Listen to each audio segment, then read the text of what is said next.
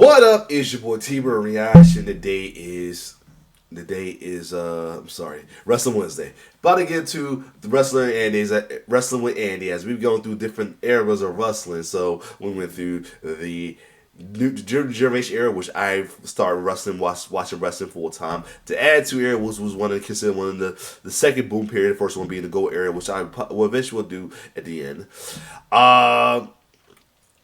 The ruthless aggression era that is considered what could be considered the third boom in my opinion as well too, should be considered more boom as it was took away to Smash TV of the Attitude Era, add more wrestling as well too. He had combined of some of the stuff in the Attitude and some of the good wrestling of the Golden Era. This was and the New Generation Era. This was definitely a good era that a lot of people could argue say is one of the best eras as well too. But now we get to an era that it was up and down as well too, as well as the era that I'm afraid was reason why we have dickheads in the wrestling fandom that love to use the FDK moniker, love seeing kids cry and all that as well too, because they blame kids for this era as well too. The hatred for kids of the fandom is probably because of this era here as well too. Though I hope it's not. Which I mean, it is, and then it sucks well too, but. It still have its good moments right here. There's none than the infamous PG era. This is around a time when, W had to play safe, With the likes of the Benoit situation, all these crazy allegations going on, while during the Ruthless Aggression era, which was the third boom period I mentioned as well, too. WWE felt they needed to tone it down. They had parents not ready to have the kids not watch wrestling no more as well too. And 9 times 10, family oriented are the audience as well too. So people gotta remember that too. Kids are still the audience. Kids grow up with wrestling as well too though. I mean, I know people that grew up on the Attitude Era who into the stuff like DX, Stone Cold Steve Austin, and all this other stuff well too. While that was cool and stuff, but if you look in hindsight, it was not some great examples to look up to as well too. So you wanted to find a way to look up to, but unfortunately, it's like they dive too deep into that as well too. While there's been some bad, there's always been some good. We witnessed the Summer of Palm, despite John Cena becoming the year and blues of people as well too. We still witness some great from him as well too, and a lot of breakout stories as well too, including Daniel Bryan, and had his little boom period as well too, and many others. We got to witness a babyface Triple H with his best version of his babyface ever as well too, and many other things. So, but other than that though, it still was some down periods possibly from the PG era. So without further ado, let's talk about the PG era WWE from 2008 to 2014. Let's get it.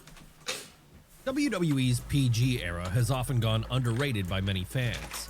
And that's a shame because while it didn't have the same peaks as some other periods did, most notably the Golden Era and the Attitude Era, there was some great stuff to be found in there.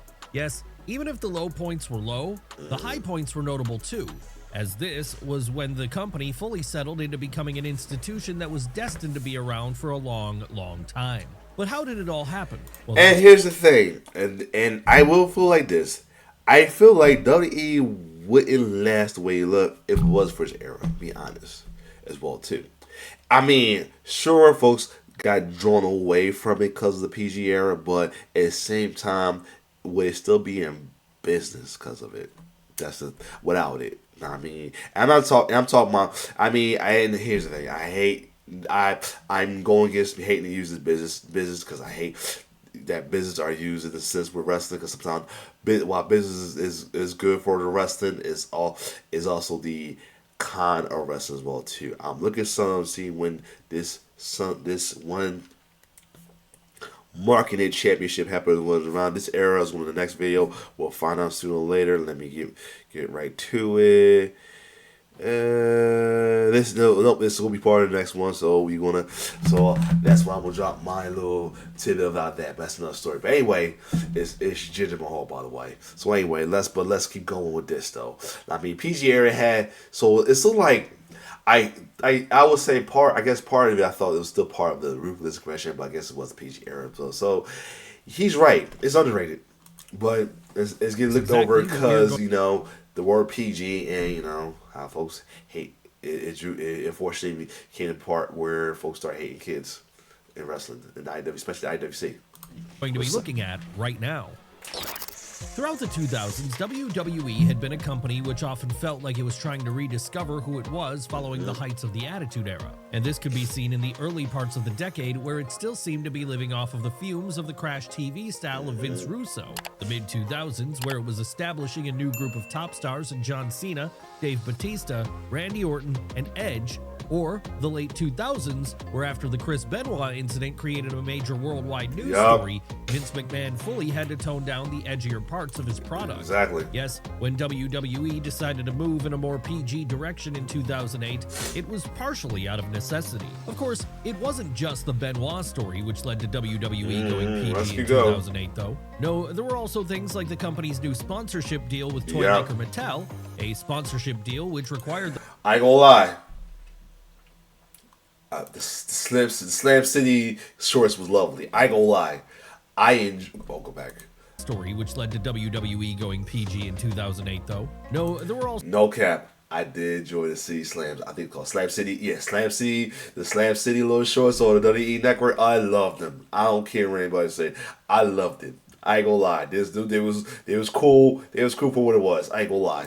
So things like the company's new sponsorship deal with toy maker Mattel, a sponsorship deal which required the product to be more child-friendly overall. And then there was Linda McMahon's initial foray into politics, another key factor when it came to Vince McMahon deciding to clean things up on TV. This was definitely going to be a positive for those who are into that, but always a negative, A lot of folks hate politics being used in anything. There's something like as well, too. So there's that.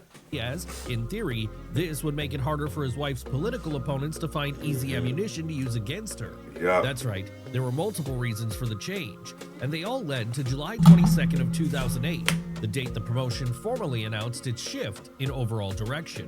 What would this mean in terms of the on-screen product? Well, the days of things like blood and bad language being used, or some of the more violent matches being seen on TV were now gone, as the whole show started to feel more in line with what had previously been seen during the Golden Era. Understandably then, for fans who had grown up on the edgy antics of the Attitude Era and the still somewhat more adult antics of the Ruthless Aggression Era, this was a surprising and not always welcome move. No, there were plenty of people who hated this change, as to them, it felt like they were losing out on something they loved about the company. That said, while these fans wouldn't be all in on the new PG era, they'd still be watching the product for the most part, as by then we were long past the days of the Monday Night Wars. So for that reason then, if you wanted to see big league wrestling in North America, it was WWE or nothing. And the kid— True, and it's facts. It's facts, because if you think about it, it was really no competition. I think because later around this time, TNA was bounced to TNA went to Impact, and it was bounced through a lot of channels like crazy. One, it lost a little deal with Spike TV, I think. And it was up to Northern Ontario. You couldn't catch up to folks. If folks couldn't find it, it was in channels that they had no access to it. Raw too, so that sucks. And then Ring of Honor, I think was being televised, but we ain't know where it was televised as well too. And then it was at the time there was no way to watch New Japan, the Indies, and all as well too. Like we have access now, but yeah, give me a second though. I'm apologizing ahead of time if I sound a little stuffy. I've been on and off with a cold as of lately as well too. I think I called for my little man, but anyway, let's keep going. But yeah, it was the only show as well too. AEW wasn't even thought of yet. So that may have been why this might be, but at the time AEW wasn't thought of yet. TNA was Impact, or Impact at the time wasn't didn't have a steady channel at the time. It was bouncing through channels and channels to where to watch it. We'll get to the Meyer when it bounced into it being on one channel, but if you couldn't get access to it, we have Twitch. That was a good little moment too, though. Shout out to Melissa Santo who held it down for that. But WWE, we was no competition for WWE. So, only way to watch big wrestling was WWE. So, you had no choice but to watch it, whether you like it or not. Kids who had been enjoying the show before largely seemed to keep enjoying it here too, as to them, it must have felt like the logical next step for a company that had already been built around a kid-friendly superhero in John Cena for years already. Someone who himself adapted easily to the change in direction. He did. Of course, And not props all- to that, though. No matter, and it's good to say this right now. That's why he's dealing with his last run.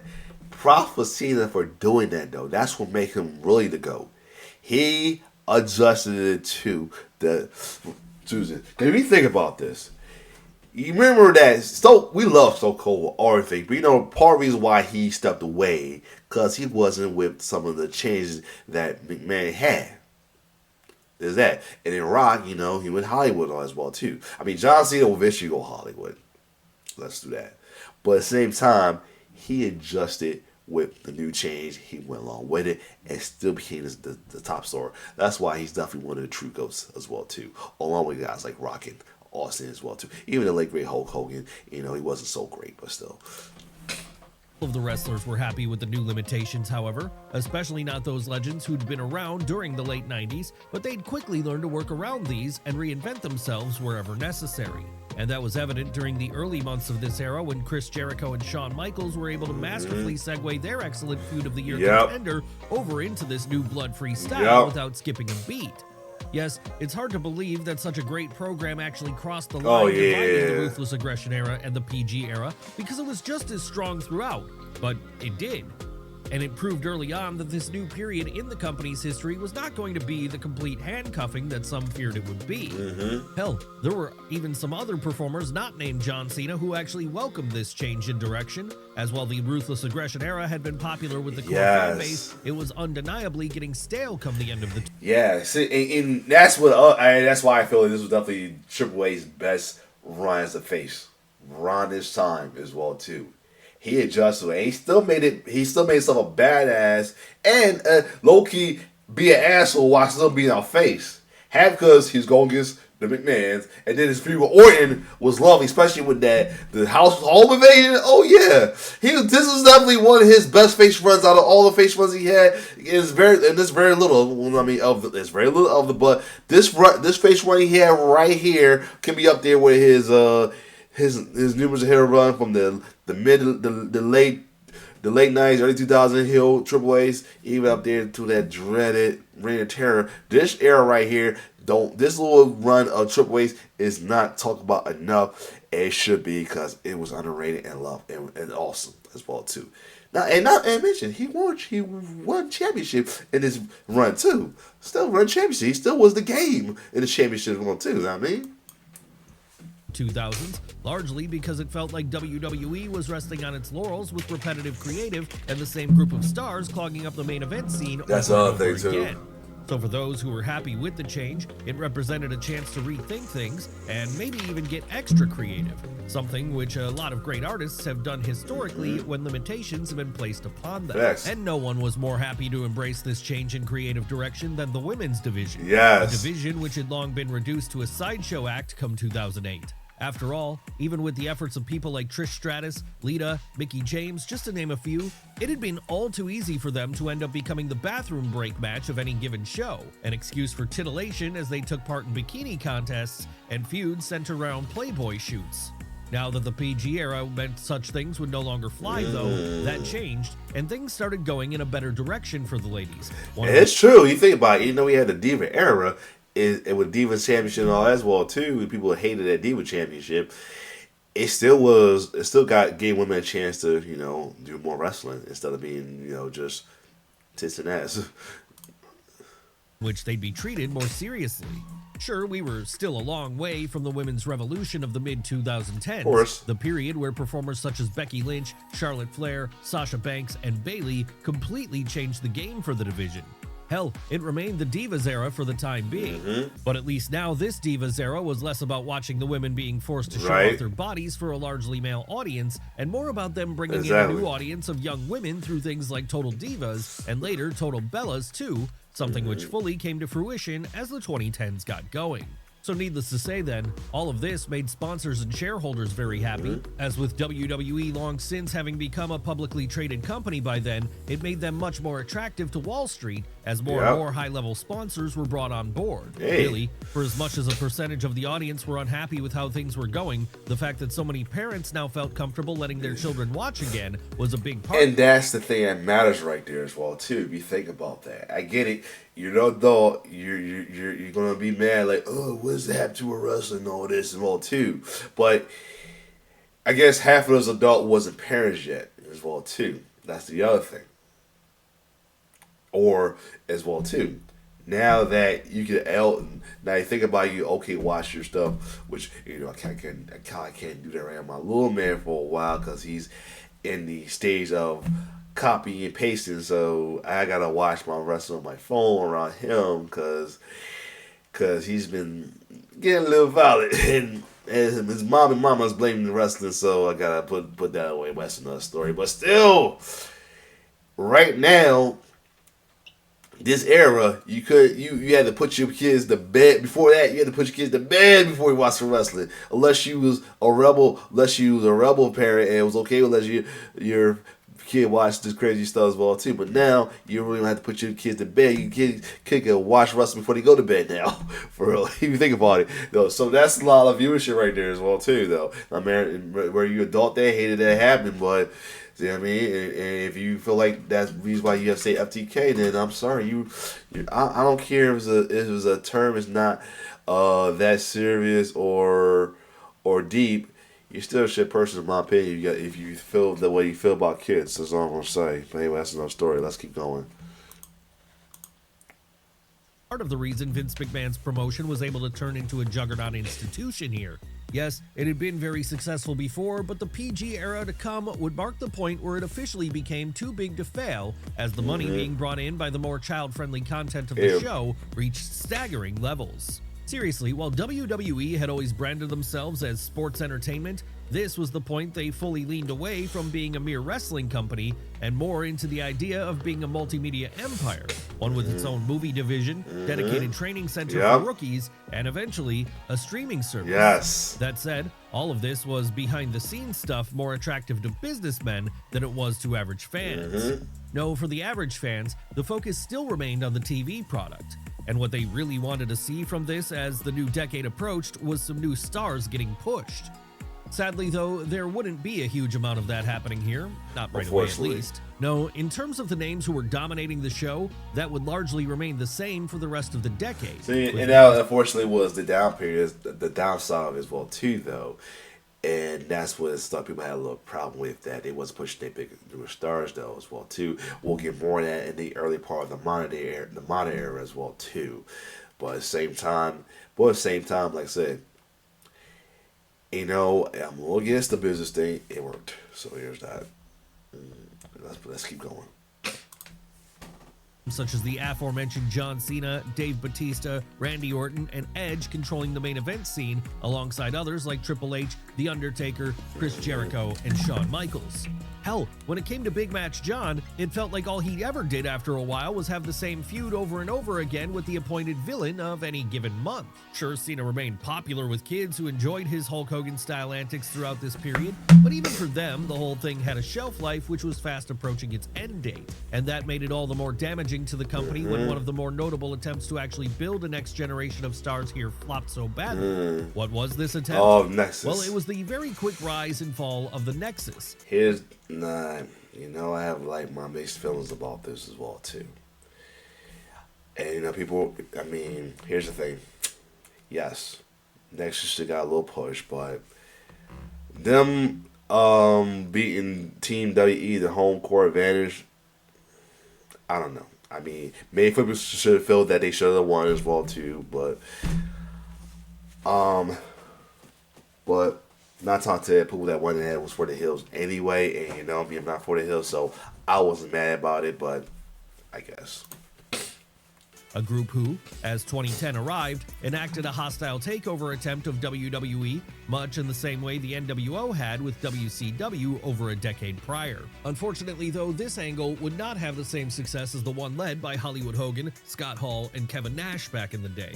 Though, despite there being a lot of promising fresh acts within this group, acts like Wade Barrett, Ryback, and a young Bray Wyatt, it all ended with the group being absolutely buried by the more established names, mainly John Cena himself. And that sent a very clear message to the fans that the old stars were the only ones who could really get over, even if their acts were growing increasingly tired. Hell, even Attitude Era legends who regularly showed up for things like Legends Nights would be routinely put on a higher level than young... Oh yeah, so yeah, this is another down part about that. Yeah, the Legend Nights thing was getting a little crazy.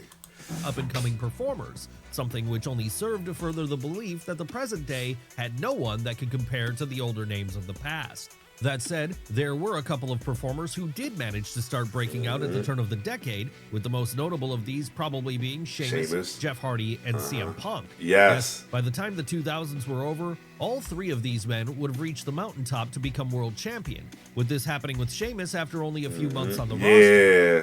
Unfortunately, though, in the case of the charismatic Enigma, he'd be gone not long after this, as his continued substance abuse issues meant it was no longer possible for him to represent the WWE product in this current iteration. Sure, he would eventually return to WWE, but by the time he did, the PG era would be long over. And by then, it wasn't like he was being pushed as a major singles act anymore. Right.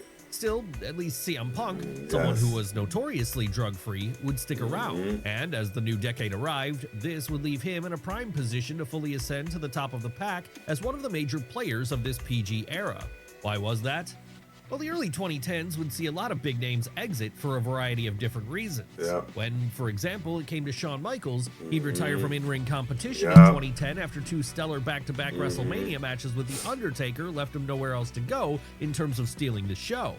And elsewhere, when it came to Edge, his career would be cut short the year after that when a severe neck injury meant no doctor would clear him for competition going forward over fears he would end up paralyzed. Then in Dave Bautista... Thank God. He did a bounce back though. But yes. Well, Hollywood would be the reason for his exit in 2010, as it would be here that, feeling like he wanted to try going down this path before he got too old, the Animal chose to leave the ring behind and devote his time to movies entirely. And I would have to say this, out of all the wrestlers that's doing movies as of lately right now, I would say that surprisingly he has been the one that been the better of them as well too. I'm saying John Cena's doing the thing as the Peacemaker. But Rock has his up and downs with his as well too. But has not. I don't think he hasn't had a role that folks would question, dislike, especially his role as Drac of I can't think of the Ronin now. Can't think of the tracks. What's the name of the damn Guardian of the Galaxy is what I had a little brain for it. His role as Drax has been like one of the most notable characters. And I mean, he's doing great in the MCU as well too. But JC is doing stay as Peacemaker, I will say that as well too. As well. Rock is up and down with his movies as well too, and many others are doing as best they can, but he's probably the best one. He's been doing his thing as of lately though. But anyway, let's keep going. Obviously, this worked out very well for him then, as he turned into a huge star and maybe the best wrestler turned actor ever. But that was of little solace to WWE, as they lost out on one of their biggest stars as a result. That said, there was one silver lining to all these high-profile exits, and that silver lining was that it gave space for one of the biggest stars in the company's history to return when, in the lead-up to WrestleMania 27, The Rock made his comeback to the ring after having been gone for 7 years. That's right, this was a pretty huge moment because in the time he'd been away, Dwayne Johnson had gone on to become one of the biggest movie stars on the planet. So, as you would expect, his feud with John Cena here was a major one for WWE. Yes, Hell, indeed. the very fact that it would ultimately span across 3 years, encompass 2 WrestleMania main events, and draw in plenty of other performers into its orbit meant a lot of lapsed fans started to tune in again for the first time. My mother was loving it too. After the fact, though, not really. As with the product still feeling stale overall, there was little to entice them to keep watching in the long run. Yes, by the Fortunately. time the new decade was beginning, WWE felt like it was reaching another low ebb creatively, not too dissimilar to the level they'd been reaching during the mid 90s with the New Generation era. Yeah. The only difference here was that now there was no WCW breathing down their necks in order to push them to get better. And on top of that, there were no Bret Harts or Shawn. And that was the downside of that PG era too. Not having competition is because of that they was fortunately stagnant, and they felt they had no push. It took the the later part of the modern era with AEW having to make that push again. But we'll talk about it in another Michaels video. on the roster to carry the load in the way that they could, even through the darkest times. So low would things get here in terms of the on-screen product. In fact, we'd pretty much revert back to the days of Raw being the only show of note, as it was during the PG era that SmackDown fully fell to the level of becoming a glorified recap show for the Red brand. Needless. Yeah, I kind of forgot about that one time it turned into that. That was crazy. And I think it got moved to the nights that it was recorded on Tuesday night, I think, if I recall. Or, no, it was Friday by now? No, it's still Friday, I think. But either way, yeah, totally forgot about that. Yeah, at one point, it was like almost like a recap show. Needless to say then, this meant the World Heavyweight title massively fell in value, the once mighty prize which had been for so many years associated with the likes of Ric Flair. But then what else was to be expected when this was the time that the belt was being held by the likes of Jack Swagger and Great Khali? Honestly, it felt like less of a world title and more of a mid-card prize back at the start of the 2010s, and that was reflected in the positioning it got on most shows, with it usually being placed right in the middle of the card. Of course, it wasn't as if the Raw brand and its own world title were always thriving here either. Oh, yeah, no, it's not. So, there were some pretty big misses on that show, too, as the new decade dawned. Misses like the infamous anonymous Raw general manager. Lord, yes. And then we got the most obnoxious heel of all time, Michael Cole. I don't know what possessed him to turn Michael Cole heel, because it was so obnoxious when he was funny. I don't know, because he was trying so hard to go along with it, because that really wasn't really him, or just we put up with Michael Cole for a while, but he had Taz, but him not being the main color commentary, it just didn't work. I don't know, who knows, but still, yeah, the most annoying obnoxious heel of all time was definitely Michael Cole. He didn't need it. He didn't need to turn heel. He didn't need that. I don't know why. I guess this was definitely another keeping the heel going on, or as I say, heel turn is not always the answer. And this was another fine example of that. Or Michael Cole's WrestleMania feud with Jerry Lawler. Yo, the worst part of that. Like there was no the hope. worst part about that Dan Hill run those well too. Like, I got love for King, and I actually like the King as a face, but it was just so awkward that King was actually the babyface of this as well too. He wasn't his usual. Well, that's probably why they made a babyface too, because he had to tone down himself for the PG era. So that's how he eventually became a babyface because of that. Like, not just a babyface because of somebody fucking with another commentator like he did with the feud with Taz as well too. Was still my favorite Jerry Curl moment right there as well too. Because for anybody go there, I didn't know too much about Memphis Lawler around his Memphis days as well too, or before he became WWE. I do apologize, but at the same time, that's one of my favorite feuds of Jerry Curl as a face right there. Not this one, the one against Taz. Here, because an added consequence of so many big stars like Edge, Batista, Shawn Michaels, and Jeff Hardy leaving was that, as well as The Rock returning, some new acts had to be pushed to the top. Yeah. Something which would begin the process of freshening things up a little bit, at least, after years of the same people being on top, and any prior attempts at changing this flopping hard, like the Nexus had. And there would be no greater example of something new and fresh breaking through during the period than when, in the summer of 2011, CM Punk, a man who had been on the bubble of superstardom up until then, cut his now famous pipe bomb promo. That's right. And the thing about it, a lot of people say, including, the one and only Kicking Rolls, this pipe bomb was brought them back to wrestling. For a while, they didn't watch wrestling for a while because, the PG era was happening. They felt it was too, sadly, it was tuning out and all that. But when he did this, I don't know how they made it heard from the highlight. They saw it from the highlight on, or I don't know, YouTube was out as well too, or somebody was talking about it. They say this right here, rolling back to wrestling. It was crazy.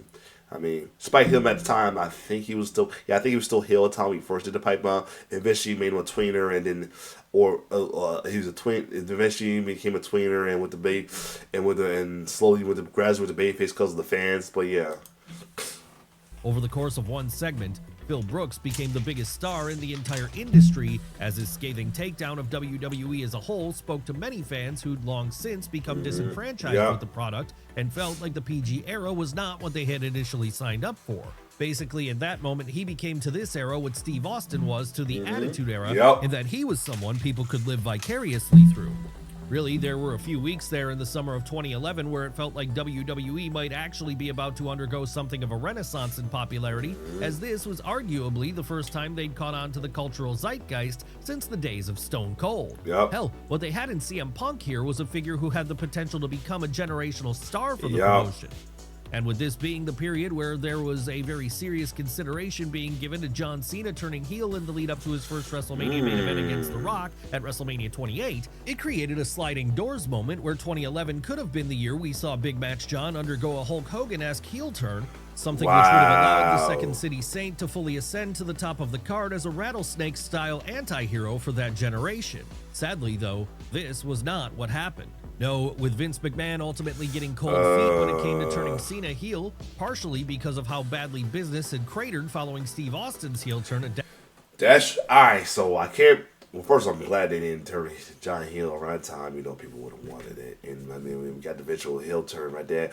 Well, as you see, glad he did because you saw what happened when he did turn heel eventually. How that went. But Steve Austin, how that went. As well too. Thank God. But what sucks is that Don't Rally turning CM Punk back heel I'm gonna be honest, did not sit right with me as well too. That didn't sit right with me. You did all that just for him to turn right back heel. You could have had your little modern day Rock and Stone Cold right there. Cena could have been the Rock in his own way, like the one, or Cena could have been the babyface for the kids and the women, and CM Punk be the babyface for the men and the teens, the rebel teens and adults. And I kept saying it for a while, even with the current era with Cody Rhodes and other faces as well too. Cody Rhodes could be the babyface you keep for the kids to keep the kids and the moms happy. And while you have Roman Reigns as now the OTC Roman Reigns babyface, or other guys who are doing like the edgy babyface as the babyface to keep the adults happy as well too. See, and that's what it sucks about that. They don't want to do that. They want to. You must turn somebody heel just to please.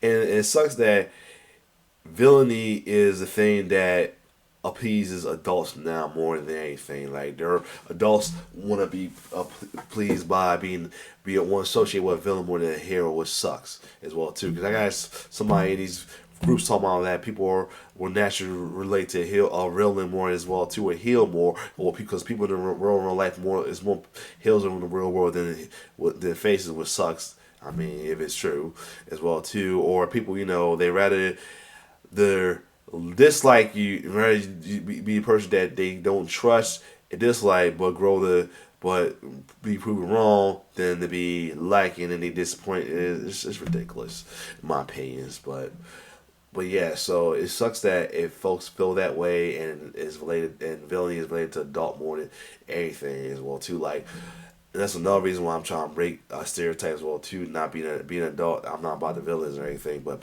folks won't let me do that. But still, trying to be hard not to let me do it. But yeah, that's another story. But let's keep going. But it sucks that they can't have that. Like, they can't have a anti-hero face to rep the adults as right. Well, while you have a white meat baby face like Cody and Steen at the time to represent the kids. I mean, can have two faces to represent two demographics as well too. They have the face represent one demographic and the heels represent another. It sucks they can't have that. Decade prior, it meant the champ remained on top of the card. And so when CM Punk finally did win the WWE title for a lengthy period after the Summer of Punk had been monumentally botched amidst a sea of Alberto Del Rio cash-ins, Triple H burials, and Kevin Nash texting himself, it left the Chicago native feeling like he was a second fiddle, even if he was supposed to be the guy on top of the card. And this only increased fan frustrations with the product as a while, at least when it came to adult fans anyway. As for the kids, however, well, they still seem to be largely on board. But even their patience appeared to be waning thin after a while, because it would be around this point that TV ratings really started going into freefall as people tuned out more and more. Still, the money was pouring in anyway, as TV deals remained lucrative and sponsorship opportunities stayed plentiful. So it wasn't like WWE were in danger financially or anything. No, as we said earlier, this was the point they fully became too big to fail in that respect, as they ascended to the level of being a pop culture institution. But even if this was the case, it wasn't as if Vince McMahon was completely resistant to change. No, he understood all too well that fan engagement remained important, and so that was why it would be around here that his stance on certain types of acts started to change. What was this change? Well, after years of the boss only being willing to see one type of performer as capable of being a main event star in WWE, that hardline opinion began to soften. That's right, as the 2010s got going, you no longer had to look like a Sheamus or Alberto Del Rio if you wanted to get a top spot. No, with CM Punk proving that a relatively small guy could get over big time, this meant the door would be open to others like him. And it wouldn't just be smaller guys who this door was suddenly open to either, as the first half of the 2010s would also see a bunch of people who had the label of indie darlings suddenly get opportunities in WWE. Oh yeah, here we go. This being a true shocker to anyone who had known what McMahon's take on indie darling had been prior to that. Come on now, back in the 2000s, there would have been no hope of wrestlers like Christopher Daniels, AJ Styles, or Bryan Danielson getting anywhere close to the top of WWE. Hell, there would have been little to no chance they'd ever be employed by Vince McMahon at all. But by the end of 2011, the American Dragon would be in possession of the World Heavyweight title. And this was only the start of his rise as it happened, because over the next few years, his popularity with WWE fans would increase exponentially as that audience became more and more attuned to the style of places like Ring of Honor and New Japan. Sure, like with Punk, Daniel. And there's the thing, and this is when folks would have access to it by the internet somehow, some way, and Ring of Honor as well too. They was able to find a substantive channels, so. That's the other thing I changed as well too. That's why NXT became pretty popular as well too, because of that. Because they love the indies as well too, and seeing your favorite indie darlings in the big stage was a big thing, was a big deal. And then, but even better, seeing your indie darlings in the big stage and blowing up is even a bigger thing, yes. So yes. Daniel Bryan would have to walk a rocky road in order to get to the top, as at points it felt like Vince McMahon was doing everything he could not to push him. But in the end, he'd be forced to when fan outcry simply got to be too much. And we mean that literally, because it would be in 2013 and 2014 that what was at the time probably the biggest incidents of fan backlash in WWE history took place, when crowds, unhappy over the fact that people like Randy Orton and John Cena were continuing to get pushed as the real top acts over folks like CM Punk and Danielson, began to hijack shows by drowning them out with yes chants. And so we've arrived at the yes movement, the moment the indies fully invaded WWE as Daniel Bryan simply became undeniable. Seriously, there was no one in the entire industry who was more over here. And for a guy who was under 6 feet tall and didn't exactly have a bodybuilding physique, this was quite a change to what had been the norm before for so many years. How would the yes movement end? Well, at WrestleMania 30, it felt like a new era had finally been reached in full, and the fan voices were heard at last, as it would be here that the American Dragon overcame the villainous Authority who had been holding him down for so many months by beating 3 members of Evolution in one night to become WWE World Heavyweight Champion. And that wasn't the only big moment happening at WrestleMania 30 which signaled that a change was happening. No, there was also the fact that this was the show where The Undertaker's legendary WrestleMania win streak came to an end at 21-1 when Brock Lesnar, someone who had returned to WWE a couple of years prior, did the unthinkable by pinning the dead man clean in the middle of the ring. And as if that weren't enough, WrestleMania 30 would also mark another high point for a group who had by then gone for a year and a half having nothing but peaks, a group known as The Shield. That's when they debut, Yes, after making their main roster debut in late 2012, the trio made up of Roman Reigns, Dean Ambrose, and Seth Rollins had completely taken over the main event scene in WWE in short order. Hell, So dominating would they be during their 18-month stretch together, there would be points where it felt like no one could overcome them. Not Kane, not Randy Orton, not even John Cena. Honestly, this was exactly the injection of fresh blood WWE were looking for, as in The Shield, you had 3 young new stars, each of whom had the potential to be the face of the company one day. So by the time it was all over later on in 2014, and they were all embarking in singles runs, they truly felt like top guys.